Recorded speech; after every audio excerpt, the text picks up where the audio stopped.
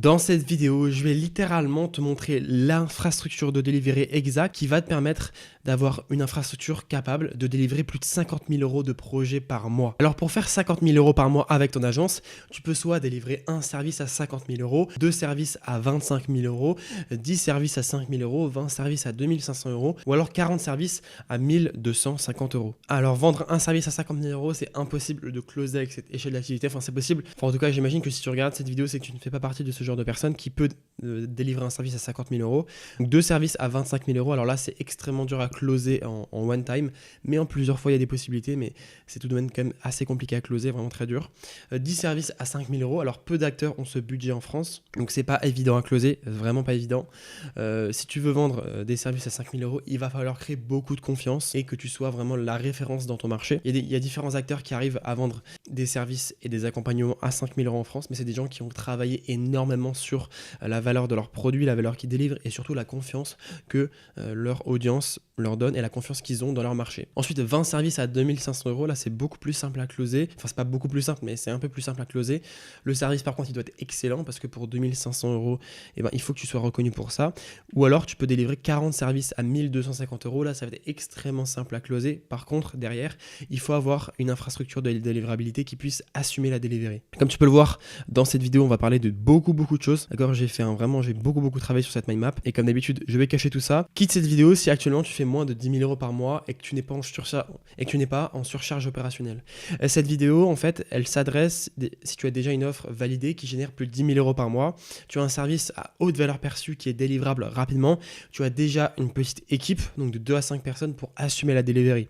Et que toi, à la fin de cette vidéo, tu as envie d'avoir assez de temps pour pouvoir performer continuellement en acquisition, d'avoir une organisation complète pour gérer ta delivery et d'avoir une structure pour coordonner tes équipes et gérer tes clients. Parce que je te garantis que si tu regardes cette vidéo jusqu'au bout, à la fin de celle-ci, tu auras les clés pour créer ton infrastructure de delivery qui va te permettre d'être capable de délivrer plus de 50 000 € de projets par mois. Okay, donc la première chose qu'il faut que tu te comprennes, c'est ta situation actuelle. Okay, ta situation actuelle, c'est que tu as peut-être 40 000 € de prospects chauds qui sont prêts à travailler pour toi, mais tu as un goulot d'étranglement.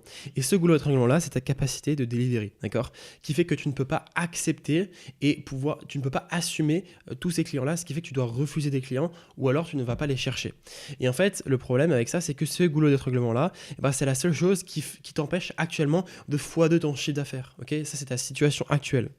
Le but, c'est qu'à la fin de cette vidéo, tu n'aies plus de goulot d'étranglement. Ce qui fait que si tu as 40 000 € closables de prospects, tu en closes 40 000 € et tu fais 40 000 € de collectés ce mois-ci. D'accord ? Le but, c'est d'avoir aucun goulot d'étranglement, aucune contrainte, ta capacité de delivery. Il faut que ta capacité de delivery elle puisse assumer le maximum de clients et que tu puisses puiser au maximum le marché que tu peux puiser et le chiffre d'affaires que tu peux faire actuellement. Alors là, tu vas me dire, ok, mais la solution la plus simple, c'est pas d'augmenter la capacité de delivery, mais c'est juste de monter mes tarifs. C'est une bonne réponse. Mais le problème, c'est que monter ses prix, ce n'est pas une solution. Alors tu dis peut-être que si tu vas x2 tes prix, tu vas peut-être augmenter le potentiel, donc qui va être de 40 000 € de tes prospects. Tu auras un goulot d'étranglement qui sera toujours ta capacité de delivery parce que tu n'auras rien changé à ça. Mais c'est pas grave puisque tu vas délivrer moins de personnes, mais plus cher. Ce qui fait que ta capacité de delivery ne sera plus une contrainte et tu vas pouvoir encaisser 40 000 €, ce qui équivaut au marché auquel tu peux vendre et au nombre de prospects que tu as eu ce mois-ci. Du coup, en voyant ça, on se dit monter mes prix, c'est littéralement la solution. Je vais quitter cette vidéo et je vais pas structurer ma delivery, mais je vais juste monter mes tarifs. Ça peut être une solution, mais je vais t'expliquer pourquoi c'est pas la meilleure. Il faut surtout pas que tu tombes dans cette obsession de tout le temps monter tes tarifs. Okay, le problème numéro 1 quand tu montes tes prix, c'est que tu vas réduire ton marché. Okay, ça c'est peut-être ton marché pour tes tarifs actuels. Si tu x2 tes prix, si tu doubles tes prix, tu vas réduire la taille de celui-ci. Mais si tu x5 tes prix, pour le coup là, tu vas vraiment beaucoup plus réduire la taille de celui-ci. D'accord ? Et en fait, il faut que le deuxième problème, c'est que il faut absolument que tu trouves le prix parfait pour ton offre en fonction de ton marché et du service que tu proposes, d'accord ?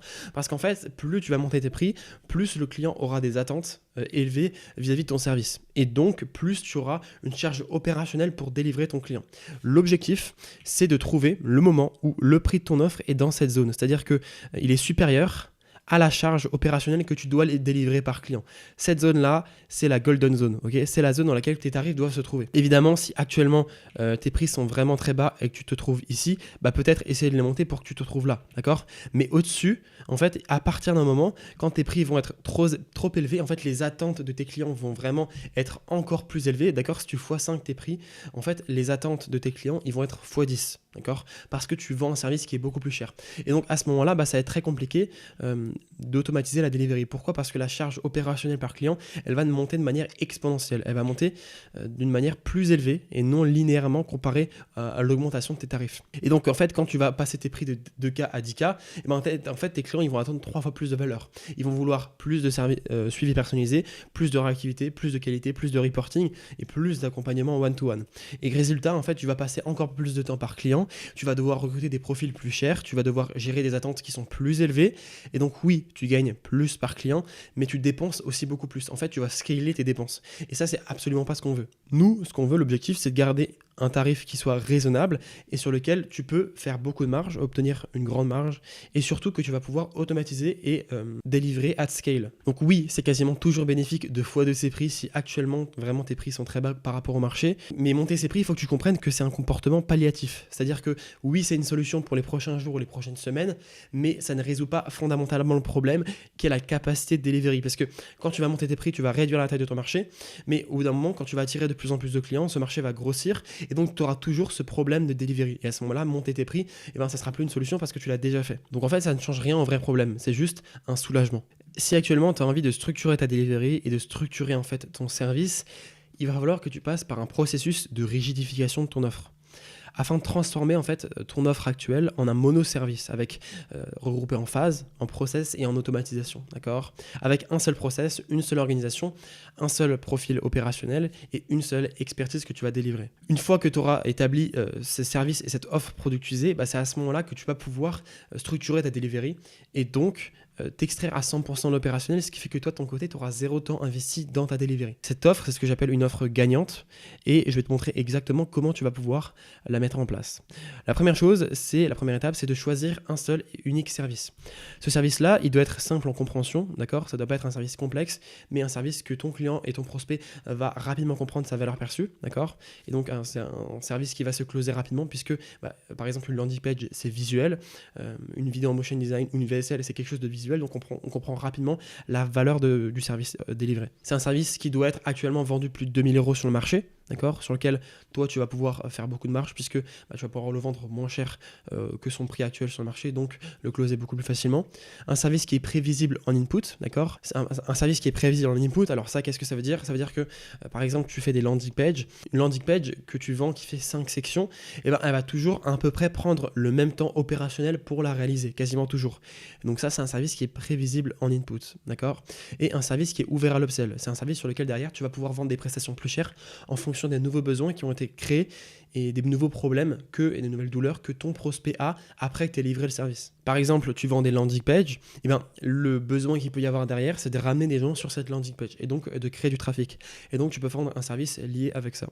Ensuite, les délais habituels longs qui sont en semaines, ça, c'est quand le marché habituellement il délivre les landing pages en 3 à 4 semaines, et ben toi, tu vas venir et tu vas faire OK, cette fois-ci, moi, je les délivre en 7 jours, d'accord? Et donc, tu vas pouvoir avoir des délais qui sont beaucoup plus rapides que le marché. Donc, à partir de ça, tu auras un service qui va être closable en un call, que tu vas pouvoir vendre 1000 € alors qu'il vaut plus de 2000 € sur le marché. Un service qui va être productisable et un service qui est ouvert à l'upsell aussi. Donc, j'ai oublié d'écrire, mais augmentation de la LTV. Donc, tu vas pouvoir augmenter la LTV par client parce que, évidemment, tu vends ton service à 1000 € alors qu'il se vend 2000 € sur le marché.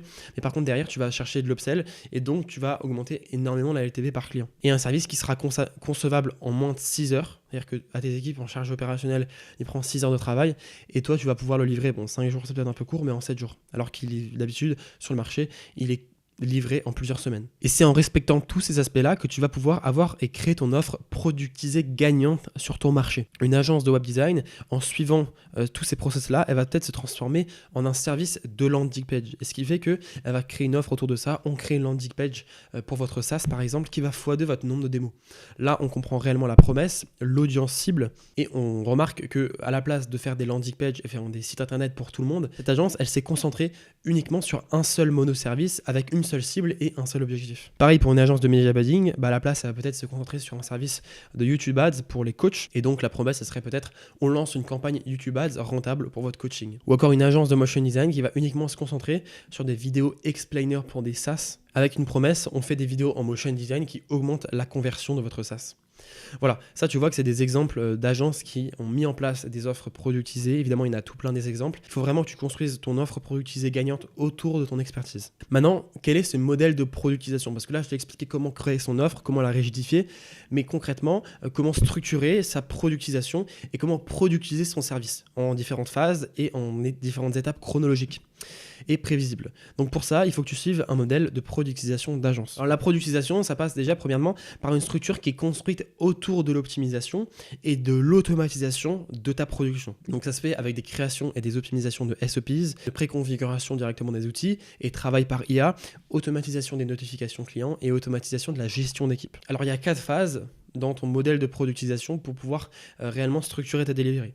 La première phase, c'est l'onboarding client. C'est la partie où tu vas prendre en charge tout simplement ton client en autonomie et tu vas récupérer les besoins, les informations et les accès clients. Cette phase, elle est extrêmement importante parce qu'elle va définir dans les premiers jours la réussite de la prestation. Parce qu'en l'espace d'une quinzaine de minutes, tu vas pouvoir recueillir toutes les informations nécessaires et les accès clients nécessaires à la réalisation de la prestation. Et l'onboarding, s'il est vraiment instantané, il est rapide et qu'il donne de la récompense à ton client, il va montrer à ton client que ton service il est professionnel et lui donner une récompense instantanée après son paiement. Et donc ça va éviter ce qu'on appelle le buyer's remorse. C'est le cas où ton client il va regretter son achat directement après avoir effectué le paiement. L'onboarding il va permettre d'éviter ça et que ton client il soit satisfait de la prestation avant même qu'elle n'ait commencé. Évidemment ces 4 phases là je vais vous les présenter juste après avec l'onboarding, la delivery et le tracking et l'offboarding, exactement comment vous devez l'implémenter. Le but c'est vraiment que dès la fin de cette vidéo là vous puissiez implémenter tout ce que je suis en train de vous présenter. Ensuite on a la partie conception de la prestation, c'est là où tes équipes vont pouvoir travailler directement dans l'opérationnel. En automatisation on aura la préconfiguration des outils, des travaux, briefing automatique de l'équipe en fonction des demandes et des accès qu'on a reçus dans l'onboarding client, ainsi que l'organisation des tâches et des notifications clients. Ensuite en phase numéro 3 on a la delivery finale, donc c'est là on va livrer en fait le service final et on va suivre en continu les résultats que notre prestation a eu sur le client. Et on va traquer différentes KPIs liées à la prestation qu'on a réalisée. Évidemment, je vais vous montrer exactement comment faire ça juste après.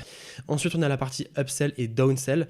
Donc là, ça va être le but, c'est de proposer une nouvelle offre qui va être adaptée aux nouvelles problématiques et aux nouveaux besoins que le client a eu après qu'on ait livré notre service, afin d'augmenter la LTV de notre côté et de maximiser à chaque fois la valeur de chacun des clients. Donc maintenant la partie onboarding, je vais vous la détailler exactement. Mais évidemment, ça s'adapte aussi en fonction de votre agence et ça sera à vous de réaliser un schéma comme celui-ci. Mais ça ressemble énormément au schéma qu'on a habituellement dans toutes les agences. D'accord ? Là, le service, c'est un détail. Le but, c'est que vous compreniez réellement la structure qu'il y a derrière. Donc, au début, on a soit un paiement qui est effectué par Stripe ou alors la réception d'un virement. Après ça, on va automatiquement créer le projet sur le portail client et notifier le client par email que le projet a été créé. Et donc là, il aura la notification par email ou sur son application, parce que le client peut installer le portail client sur son téléphone. Après ça, il a directement sur son portail client en instantané une vidéo de remerciement et c'est à ce moment-là qu'on va créer la dopamine sur un onboarding instantané. On va aussi automatiquement créer son espace Google Workspace, son espace Google Drive, ainsi qu'on va lui donner accès au formulaire d'onboarding sur lequel il va pouvoir donner toutes les informations liées à son projet et on va lui demander tous ses accès tout simplement pour pouvoir nous réaliser la prestation derrière. Ensuite, notification pour réserver le call de kick-off, parce qu'une fois qu'il aura rempli son formulaire d'onboarding, on doit prendre un appel de kick-off avec le client. Après, il y a le déroulement du call de kick-off. Et une fois que le call de kick-off a été réalisé pour ton client, en fait, d'ailleurs, idéalement, c'est pas toi qui réalise le call de kick-off avec lui, c'est un membre de ton équipe. Une fois que le call de kick-off a été fait, il y a une vidéo d'explication des next steps directement sur le portail client afin que le client comprenne exactement quelles sont les prochaines étapes et lui, ce qu'il devra faire de son côté. Ça ajoute de la clarté énorme sur le projet qui fait que lui, il va tout le temps comprendre ce qui se passe. Ensuite, pour la partie delivery, la conception de la prestation, ça, c'est littéralement le schéma que tu dois copier-coller si actuellement tu fais du done for you. Si tu fais du done for you, chacune des étapes, donc ça peut être l'asset map, copywriting, le wireframe, le design et les développements, en fait, ces étapes-là donc de production, elles vont devoir suivre exactement ce process-là. Parce que ce process-là, c'est tout simplement le process le plus optimisé pour pouvoir automatiser la partie production et réception des feedbacks clients.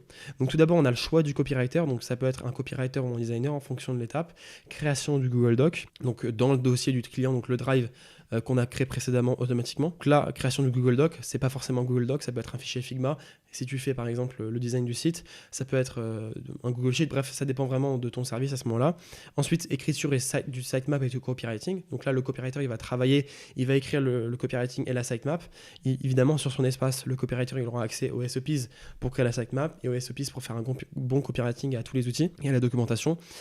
Ensuite, le copywriter, il va soumettre une première version, ce qui va automatiquement notifier le client.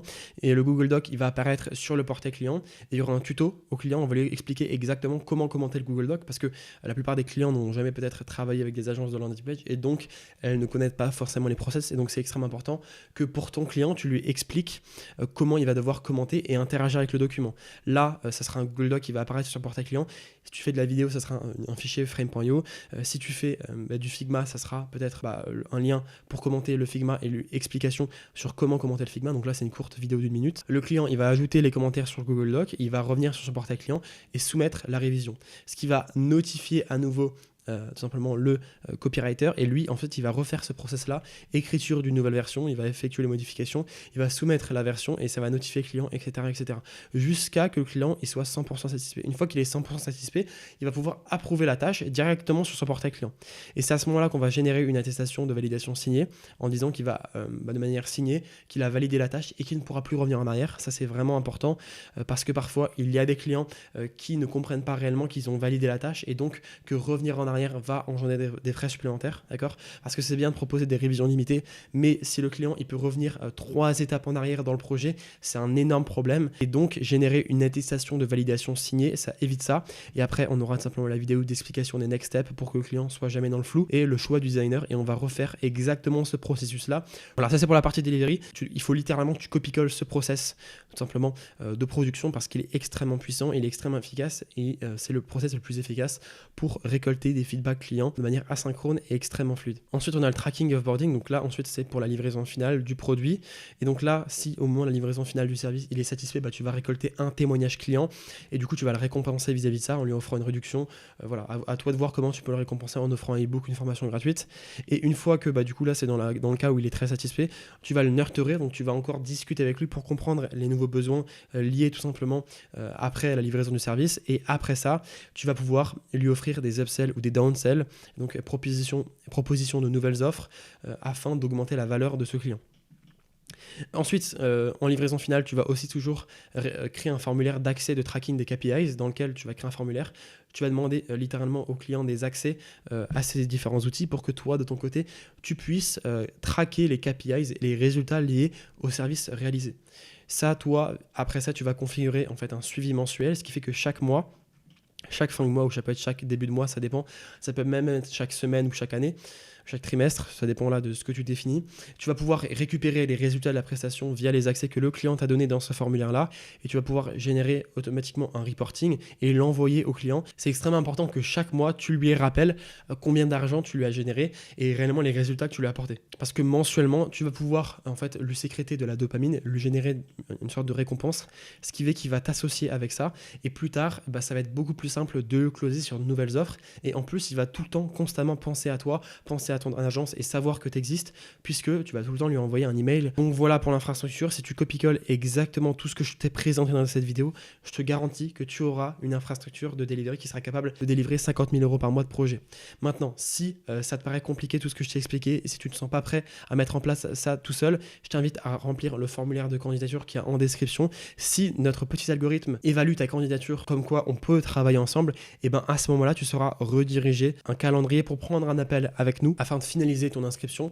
Et dans cet appel-là, c'est pas un appel de vente, on va littéralement discuter ensemble de tes process actuels et de comment on va pouvoir les optimiser et de si oui ou pas, nous, on peut t'installer une infrastructure et est-ce que ton service actuellement est à cette étape-là? Est-ce que tu es prêt pour installer une infrastructure? Si oui, on te proposera nos services, sinon tu repartiras quand même avec un plan d'action sur comment et ce que tu dois structurer dès la fin de notre appel. Si tu as aimé cette vidéo, je t'invite à cliquer sur cette vidéo, c'est littéralement notre process de recrutement révélé qui va te permettre de tester et de recruter des A-players en automatique grâce à des process bien définis.